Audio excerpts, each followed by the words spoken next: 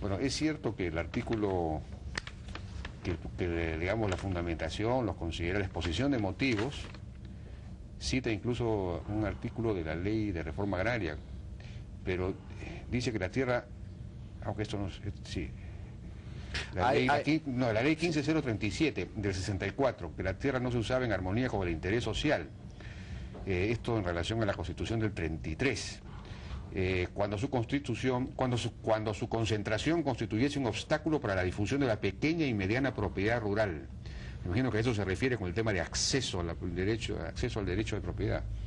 Bueno, efectivamente hay una serie de, en la exposición de motivos se recuerda, ¿no?, la primera reforma agraria de la época de Belaúnde y luego más elogiosamente la reforma agraria de Velasco el año 69, ¿no?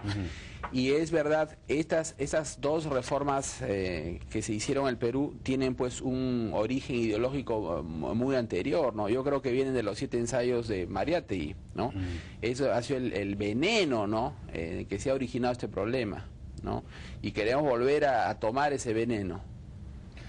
Bueno, se suponía que en la ley del 64 los fondos que iban a ser expropiados eran los llamados fondos improductivos, básicamente los de la sierra, los que estaban en una situación feudal, por llamarlo así, no tanto los de la costa que estaban más modernos. ¿Quiénes que eran iban más modernos? a ser los grandes sabios que iban a definir lo que era productivo y lo que era improductivo?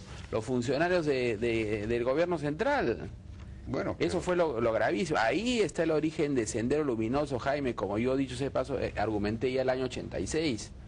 O sea, lo que destruyó la economía del sur del Perú, los circuitos económicos que había en el sur, fue la reforma agraria muy claramente. Entonces, ahí está el origen justamente de Sendero Luminoso. Si se hubiesen mantenido los latifundios, ¿no crees que Sendero hubiese avanzado más rápidamente, más fácilmente? ¿Hubiera tenido más legitimidad su causa?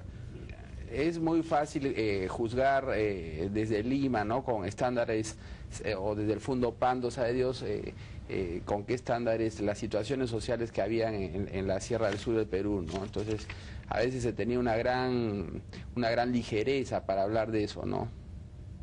Lo que sí es posible es que la reforma agraria, en la medida que destruyó el sistema de dominación local, donde los prefectos y subprefectos de alguna manera eran puestos por los hacendados, entonces había un sistema que funcionaba desde el punto de vista de avisar cuando pasaba algo. En los años 80 no había nada de eso y entonces simplemente el Estado era ciego, no sabía qué era lo que pasaba en el interior porque no tenía ojos. Pero, en fin, ese es otro tema. Aquí se habla de 40.000 hectáreas. ¿Eso tiene un sentido? 40.000 hectáreas, ese es otro tema, ¿no? ¿Por qué 40.000?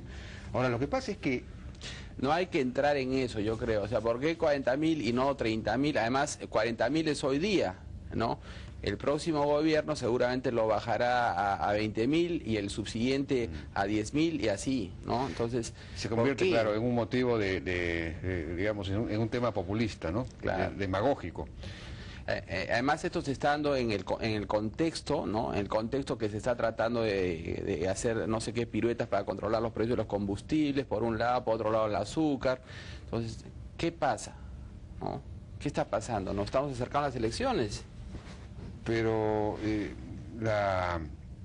ahora aquí la otra pregunta sería, ¿qué pasa con las propiedades de grupos que superan ahora las 40.000 hectáreas? Hay un grupo, que es el Grupo Gloria, efectivamente, que tiene, no sé exactamente cuánto, pero ya deben estar por encima o alrededor de las 50.000 hectáreas. Es una extensión bien apreciable. ¿Pero qué, tendrían que desprenderse de una parte o es a futuro la cosa? Esa es una pregunta ya no es para el constitucionalista, sino para el abogado. Bueno, yo no entraría en esos temas, la verdad. Yo creo que esto sería una pésima señal para los inversionistas, y no solamente en el agro, sino en general, ¿no? Porque sería un debilitamiento de los derechos de propiedad en general, ¿no? Donde se pondría un límite de una manera totalmente arbitraria, por la cercanía de las elecciones. Bien, José Luis Ardón, muchas gracias por su participación en la Hora N.